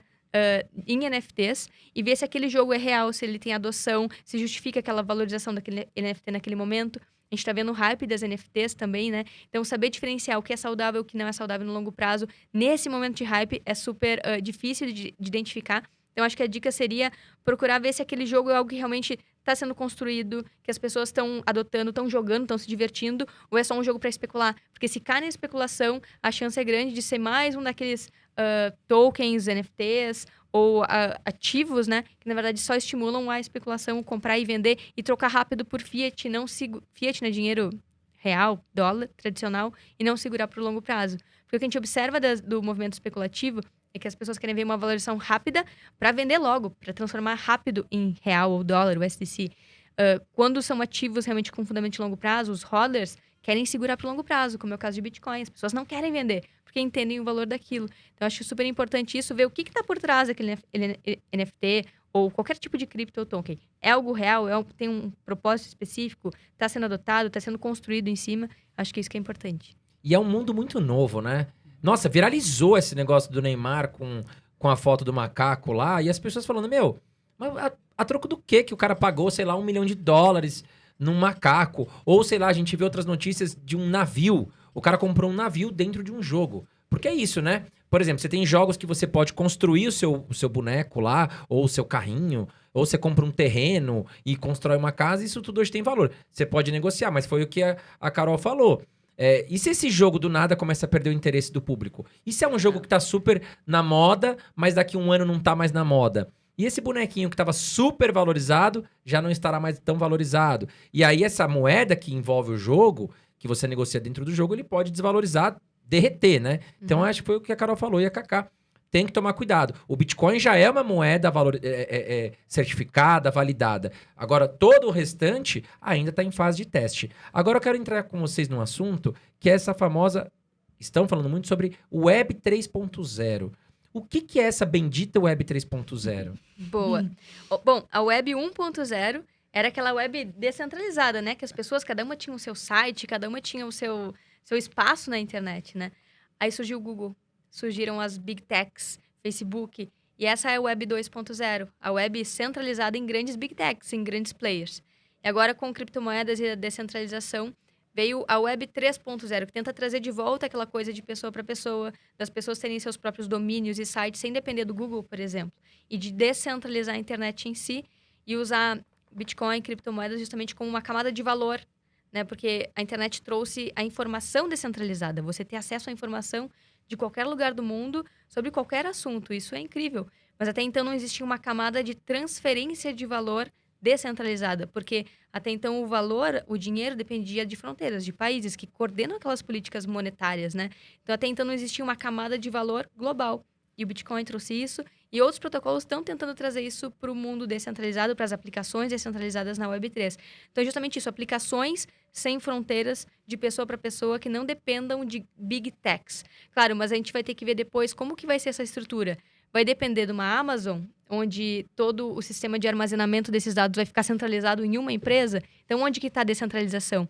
Para mim, essa é a grande discussão que surge agora, né? Então, todo mundo migrando para sistemas descentralizados, todo mundo usando isso, mas vai depender de uma única empresa. Então, acho que esse debate vai ser o próximo a surgir, mas eu acredito que sim, a internet, o dinheiro, tudo tende a descentralizar e se integrar nesses ecossistemas que não dependem mais de um Google da vida, de um Facebook da vida, apesar de eles estarem tentando, através de metaversos e dessas novas tecnologias sobreviver ao processo de descentralização. Eu acho que isso vai ser muito interessante de observar como que esses grandes players vão lidar com a descentralização, sendo que eles são muito poderosos e centralizam tudo hoje em dia, né? Dados, aplicações, Tudo que você fala até. Você fala cabelo. Do nada, cabelo na internet. Você fala... E assim, eles controlam bem ali o que está sendo falado, né? Você não pode falar certas coisas, você não pode tomar certas atitudes. Fica aquela famosa treta, né? E falar em treta... Teve uma treta aí da XRP com a SEC, é isso? Sim. E vocês estão sabendo dessa famosa treta? O que aconteceu? Então, a SEC, que é a CVM americana, ela acusa a Ripple Labs, que é uma empresa, de ter lançado o XRP, que é a moeda, né, do protocolo Ripple, e de ser uma security, ou seja, uma ação de uma empresa não regulada. Então, ao invés de fazer a IPO, por exemplo, eles lançaram tokens. Então, essa é a grande argumentação. E a Ripple está se defendendo, né? Dizendo, não, nós criamos tokens, nós não somos... nós não fizemos um IPO não regulado, nós não somos uma security. E essa é uma das grandes discussões que também deve surgir daqui para frente. Até que ponto a SEC, a CVM americana, não vai pressionar muitos desses protocolos, né? Que existem hoje, inclusive Ethereum, Solana, no sentido de, será que não são também... securities, esses tokens que estão sendo criados, porque são criados por equipes de desenvolvedores. Vai ter que dar uma satisfação, não tem jeito, né? Eles vão ficar atrás de uma satisfação. E a Ripple, como foi a primeira a criar esse mecanismo dessa forma, de uma empresa lançar tokens, é a primeira a sofrer esse tipo de pressão. Então, muito do resultado desse processo vai guiar também o mercado em como que a SEC, a CVM americana e outras CVMs ao redor do mundo vão lidar com esses protocolos localmente. Então, esse processo ele é super importante porque ele vai determinar como que os governos vão lidar com esses competidores ao governo, né? Com esses dinheiros que não são de nenhum país. Então, acho que vai ser muito interessante observar. E eles estão nessa queda de braço. Cada hora é um que puxa para um lado, cada hora é um que diz, realmente uma security. Não é uma security. Então, a gente está observando isso também. E a tecnologia, ela é sempre mais rápida do que as leis, né? Então, muito está sendo discutido em termos de regulação ao redor do mundo. Regulação do Bitcoin, regulação das criptomoedas. E claro que o mercado cripto está desenvolvendo muito mais rápido do que a gente está vendo as leis irem para frente e a gente ter algum cenário mais definitivo com relação a isso, né? Muito é discutido ainda e tal, mas a gente vai ver também nos próximos anos muita coisa nesse sentido. Tem as CBDCs também, né? Esse ano, principalmente, eu acho que a gente vai ver muita discussão em cima de regulação do mercado cripto no geral, no mundo inteiro. Agora, uma dúvida que eu tenho em particular é a seguinte.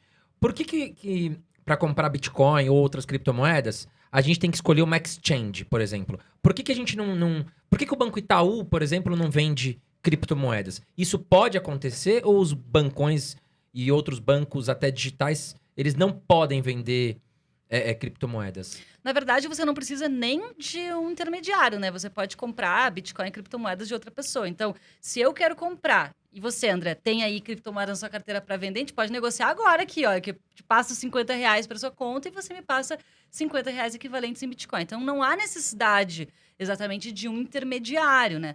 Só que as exchanges, elas dão essa facilidade da plataforma, de segurança, porque quando você faz uma transação P2P, de pessoa para pessoa, você precisa confiar na outra pessoa. Então, por exemplo, o que acontece?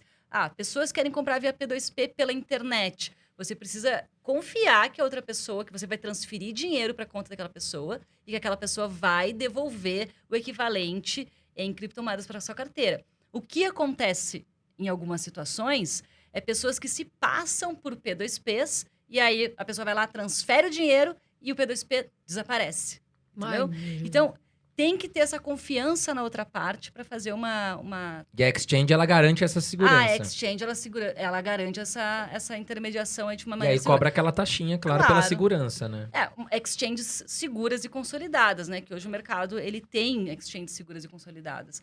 Então, tem que saber escolher também exchange, uma boa exchange, com liquidez e tudo mais. Até para iniciante, né? Claro. Os iniciantes, por exemplo, eu invisto pela Bitpreço. Porque eu acho ela confiável, tá entre uma das maiores da América Latina, taxas menores. Mas assim, tem exchange, tem que olhar exchange. E os iniciantes dependem muito disso. Exato. Porque até eles entenderem, né? A gente tá no mundo ainda aprendendo sobre isso. Então, eles estão começando, às vezes com dinheiro ali, né? Mais razoável. Então, eles têm que ter, às vezes, uma exchange dá uma segurança. Mas os bancões não Mas- poderiam fazer essa intermediação? Por que eles não estão fazendo? Será que estão Poder- dormindo no ponto? Poderiam, eu até acredito que devem se integrar com as exchanges, porque as exchanges são rampas de entrada. Elas fazem a passagem, né, do mundo descentralizado para o centralizado. Só que tem toda uma questão de tecnologia E know-how, né? e know-how, porque uma corretora, por exemplo, de valores, só transfere para sua conta bancária, para o seu CPF reais. Mas numa exchange, você tem múltiplas carteiras ali e tem toda uma questão de segurança de uma tecnologia super específica. Eu não sei se os bancos ou até as corretoras de valores tradicionais já têm essa expertise de como montar esse tipo de plataforma que tem uma questão de segurança muito maior, né? Onde, se alguém invadir a sua conta, pode tirar os seus bitcoins lá de dentro se não tiver os níveis de segurança bem feitos, né? As questões de 2FA, conferir, né, seus dados ali. Então, tem tudo isso para ser criado. Então, acho que talvez por uma questão de lentidão para se apropriar dessas novas tecnologias, o mercado demorou, ficou um pouco cético com Bitcoin e criptomoedas por um tempo e agora estão correndo atrás. Então, por isso que eu acho que é possível que eles lancem, é possível que eles vendam, mas também tem uma questão de regulação, né? Tem que ver se a regulação vai se aproximar disso ou não, mas a gente tem visto que a B3 vai lançar tokens, né? Então, é possível que isso aconteça. Eu acho que no futuro isso deve acontecer, André. Legal. E a questão de fundos, ETFs de cripto, o que vocês pensam sobre isso? Para um iniciante, seria ideal ele entrar num ETF de criptomoedas? Ou vocês acham que ele pode começar pelo Bitcoin, tranquilo, não tem problema? É uma modalidade de se expor, né, à oscilação de preço das criptomoedas de forma mais regulada, né? Enfim, quem já é do mercado tradicional já está mais habituado com esse ambiente. Só que nesses casos você não tem a posse dos seus bitcoins, das suas criptomoedas. Então, nós, os Cripto, a gente está aqui para ajudar as pessoas, educar as pessoas para que elas tenham essa soberania financeira, né? Que elas tenham a posse do seu próprio dinheiro, dos seus próprios bitcoins, façam o seu próprio investimento. E é isso que a gente educa. Não tem problema nenhum também começar com os fundos ETFs para quem está mais habituado. Mas a gente está aqui para ensinar as pessoas a fazerem isso por conta própria. É isso que o Bitcoin traz. Né? O poder de volta A pras liberdade, pessoas. né? A liberdade. Não deixar na mão de gestores ou de terceiros. Você mesmo consegue fazer isso por conta Até porque própria. o ETF, querendo ou não, ele vai te cobrar taxa, né? Vai te cobrar taxas, vai te cobrar o imposto de renda, que é obrigatório, né? Bitcoin você tem até 35 mil para vender e não paga IR dentro do mês, né? O Isso. ETF é 15% obrigatório. Vendeu, teve lucro, não importa. Você vendeu R$300, teve lucro, paga 15%, né? Agora o Bitcoin transacionou, você não precisa pagar o imposto até 35 mil reais dentro do mês, né? E também tem a questão, não sei se vocês concordam comigo, de você estar preso no país, né? Porque se você investiu num ETF aqui do Brasil, você está preso à regulação, à legislação brasileira. Entra naquele caso que a gente falou de Venezuela, de Afeganistão. Ao investir em criptomoedas, você tem a sua liberdade, né, Cacá? Exatamente. Você pode ir embora daqui, vai para os Estados Unidos, vai para a Holanda, vai para onde você quiser, que a cotação é mundial, você vai transacionar ali tranquilamente, né? E quando você Exato. compra um ETF, você está comprando um papel. Você não está comprando o ativo em si, né? Então, o Bitcoin, você compra o Bitcoin, você saca para sua carteira, é seu, você vai para qualquer lugar com aquele Bitcoin. Agora, com um papel, não. Existe uma burocracia. Às vezes, dependendo do fundo, demora D mais 30, D mais 10, D mais 15. Então, tem essas questões, né, que são desse tipo de papel. Então, faz sentido a pessoa começar, se ela quiser, dessa forma, mas a gente sempre estimula que a pessoa não dependa de intermediários. Aprenda a fazer por conta própria e aprenda a ter liberdade e soberania financeira, porque isso é mais uma ferramenta para dar poder para as pessoas aprenderem a fazer isso por conta própria. Por que não tomar para si? Ter ali a valorização e ver a rentabilidade, o retorno do Bitcoin é legal, mas a liberdade é outro ponto que as pessoas ainda não despertaram para esse ponto do Bitcoin e das criptos. E às vezes as pessoas acham que é difícil. Gente, a gente tem alunos aí de 60, 70 anos. Vocês têm mais de comprando 2 mil Bitcoin. alunos, né? É. Pô, Muito então legal. aprende, gente. Eu vou falar uma coisa aqui que eu sou muito direta e muito objetiva. Vai estudar. Para de ser preguiçoso, preguiçosa. Por quê? Não fica pedindo peixe. Nós aqui ensinamos a pescar. Para com essa mania de ficar só vendo notícia tonta na internet. Eu já falo logo, Raulzinho, que é pra deixar claro. E vai estudar, porque não é impossível. Olha, tem aluno de muito 60, possível. 70 anos Tem. investindo em criptomoeda. E você aí que tá com Oh. seus 18, 19, até menos, tá com preguiça de estudar. Ó, tem um curso das Vai meninas aqui. estudar. E o curso de vocês ensina o quê? Muita coisa. Desde a história do dinheiro, como é que o dinheiro surgiu, porque é super importante a pessoa comparar, tá, como que era o dinheiro, como que o Bitcoin funciona hoje, o que que ele muda no mundo. A gente mostra tudo isso, mostra sobre a inflação, sobre por que que existe essa manipulação dos bancos centrais, e depois a gente entra no Bitcoin, como que ele funciona, blockchain, mineração, Prática halving, ensina também? prática também. Tá vendo aí, ó? Fica de olho. Altcoins. A gente dá um tudão e depois vai pra parte de montagem de carteira, Estratégia de investimento. Até ia Carteiras. perguntar isso pra vocês. Qual o percentual dos investimentos de vocês hoje que tá em cripto? Só a reserva de emergência que não tá. Diria que 98% tá tudo em cripto. Então, tá vendo? Elas acreditam mesmo, porque não vai colocar o dinheiro se não acreditasse, né? É. Tem que ter o skin in the game, né? Isso a gente, desde quando a gente começou o projeto em 2019, a gente disse, não, se a gente E você sabe que você acredita falou... e defende, a gente vai entrar de cabeça nisso aqui. Cacá, você falou um negócio importante. O skin the game, pessoal, pra quem não conhece, é aquele negócio, é pele no jogo. Eu falo de ações, eu invisto em ações. Porque o que tem de gente nesse mercado, de influenciadores, que fala de ações, fala de fundos imobiliários ou de criptomoedas e não investe, é medroso. Eu conheço, não vou citar nomes, mas eu conheço vários que não são skin the game. Né? Então, assim, os caras estão lá na renda fixa, na cabeça deles protegido, mas tá falando de renda variável. Falar é uma coisa, agir é outra. Inclusive, eu e a Carol, a gente abre as compras que a gente faz, tá lá no nosso Telegram. Enfim, a gente posta comprovante e tudo mais. Então, eu gosto de seguir pessoas assim, que estão no jogo, que estão atuando, que estão investindo, que estão fazendo aquilo que falam, né, Carol? Porque senão tá na poupancinha aí não dá, né? Não vai ensinar. Tem que ensinar o que você faz. Agora, gente, uma pergunta. Gamecoins virou uma febre também. Vocês acreditam em gamecoins? E, outra pergunta, quais criptomoedas vocês acham promissoras de gamecoins para 2022? Boa. Eu acho que as gamecoins, elas realizaram um sonho, assim, das pessoas, que é, tipo, jogar videogame e ganhar dinheiro, sabe? Então, existe essa expectativa de, fazer o que eu gosto de fazer, que é jogar videogame, jogar um jogo. Mas, não, de novo, não quer dizer que o ativo seja bom, que seja algo que vai se valorizar. Depende justamente do jogo, depende de como que aquilo está sendo construído. Então, eu não acredito nesse momento que seja um ativo financeiro sólido, de longo prazo, mas pode ter valorização de curto prazo. E a pessoa Pode tem que se enjoar expor. o jogo também, Exatamente. né? Pode, sei lá, ser comprado, pode, sei lá...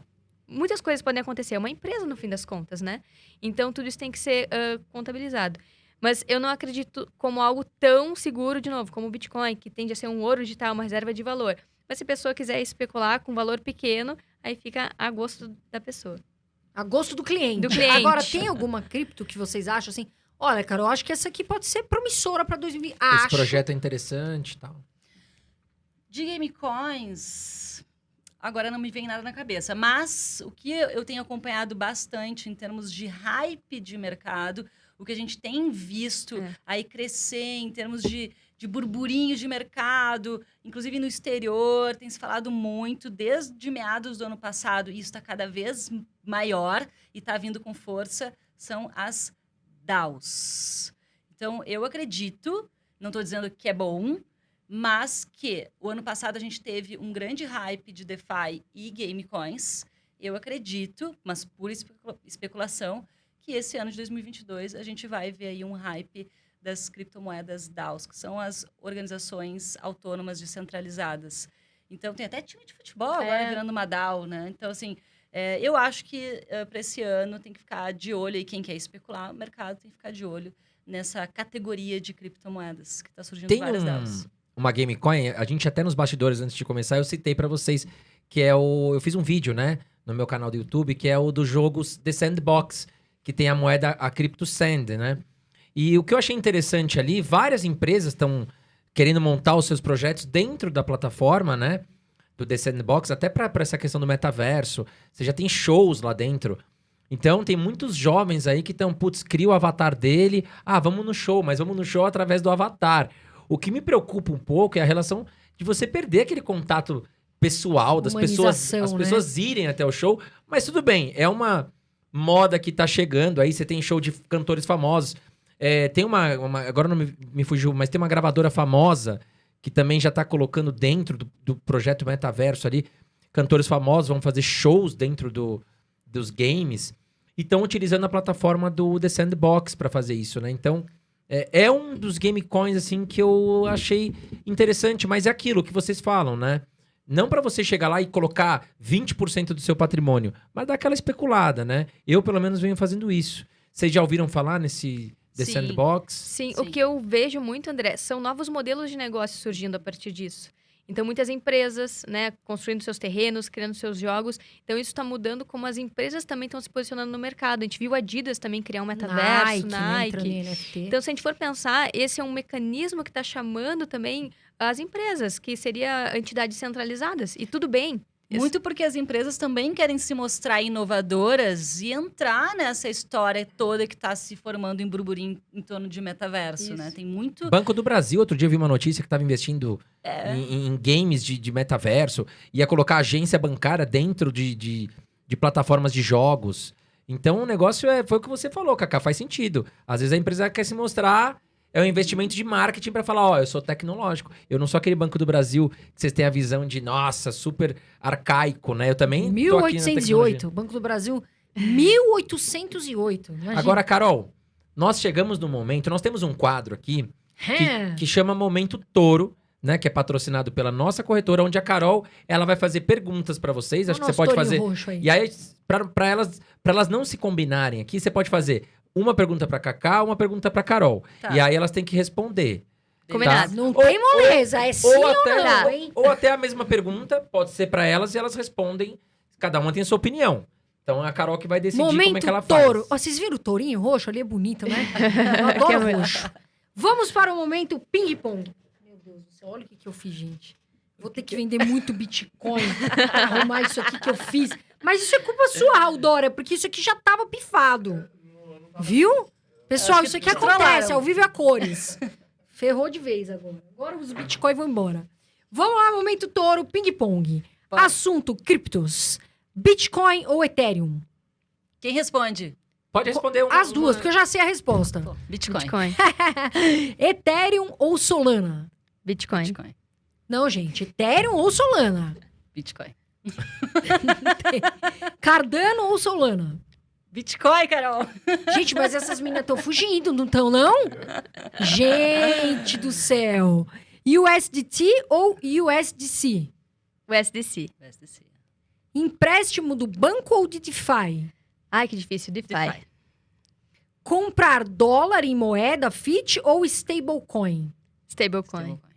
Elas fugiram. Você percebeu que elas deram Deram uma uma fugidinha, fugida. né? Mas é o amor pelo Bitcoin, a gente entende. Então é isso, gente. Hoje o bate-papo foi muito legal. Vocês perguntam muito de cripto, meu amor. Venham aqui. Vamos deixar o link do podcast. Mas tem já se presente, elas inscreve. trouxeram presente pra gente. Já ia esquecer. Gente! Dei um spoiler aqui no início Eu do vi ela presente. chegando com Já uma tá esquecendo sacola. de dar o presente? Olha lá, olha lá, olha lá. Olha lá, olha Vamos lá. ver. As meninas Carol são dá uma, eu incríveis. dou outra. É cachaça. Essa é em homenagem ao Bitcoin. Olha que a legal, vocês gente. também. Olha, ó, já pode beber na próxima Olha, gravação. cerveja produzida em São Paulo, Satoshi. Olha que legal, dá pra pegar aqui Você bem, viu né? aqui é esconderijo aqui, porque ninguém sabe quem é, né? Então Olha lá, vem, ó, é. fantasma aqui, ó. Tem uma cervejaria aqui em São Paulo que os donos eles são bem bitcoiners. Vai assim, pro meu então bar eles essa fizeram daqui. uma cerveja aí pra homenagear o criador do Bitcoin, né, o Satoshi. Então a Pô, cerveja que legal. Satoshi. Por isso que é Dono da misterioso, né? cervejaria. Muito criativo. Vou experimentar. Quer dizer, eu não vou nem abrir. Dá até dó de abrir essa latinha, porque ela vai ficar bonita no meu bar. Todo mundo vai perguntar, Não, mas aí você Carol. bebe e depois você guarda. Mas não amassa a lata. Mas muito criativo. Obrigado, gente. Muito obrigado. Queria agradecer vocês, meninas. Vocês são incríveis. Eu fico, assim, admirada de ver vocês falando tanto que vocês estudam, tanto que vocês passam de conhecimento. Você, meu amor, que tem dúvida de cripto ou dúvida de qualquer coisa, esse podcast é pra você.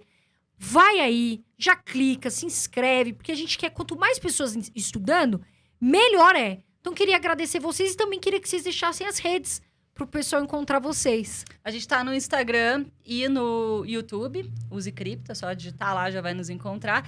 E a gente aqui agradece, Carol, André, obrigada pelo convite pra gente bater esse papo aqui, esse assunto que a gente ama. A gente poderia ficar mais horas aqui, o dia inteiro, falando sobre Bitcoin e criptos. É fantástico, assim, a gente poder trocar essa ideia para todo o público de vocês, toda a audiência de vocês, trazer mais educação, né, pro Brasil aí, ensinar Com para as pessoas. certeza. o poder E do parabéns Bitcoin. também por vocês abordarem esses assuntos, Bitcoin e criptomoedas. As pessoas precisam entender entender e se proteger também, bem como a Carol falou, entrar de forma segura, né? E aí, um pezinho de cada vez para não se expor de forma excessiva. Então, obrigado também por toda essa conversa, adorei o papo e obrigada. É isso aí, galera. Bom, mais um episódio aqui do nosso podcast. Se você tem dúvidas, deixa aqui embaixo a pergunta para nós, que a gente vai tentar te ajudar. Vamos buscar todas as respostas para vocês, tá legal? Então comenta aqui embaixo quais são suas dúvidas aí no mercado de criptoativos. E muito obrigado pela sua participação. Foi incrível aqui estar com as meninas, manjam muito. Sigam elas nas redes sociais, vamos deixar o link aqui embaixo. Quer estudar? Vai procurar sobre informações sobre o curso delas também, que vai te ajudar, tá certo? É isso aí, né, Carol? E é isso aí, meus amores. Muito obrigada por vocês estarem aqui com a gente, confiarem no nosso trabalho. A gente estuda e vem aqui dar o gás quantas horas for preciso para trazer para vocês. E eu sempre falo, voa Brasil, fiquem com Deus. Um beijo de luz.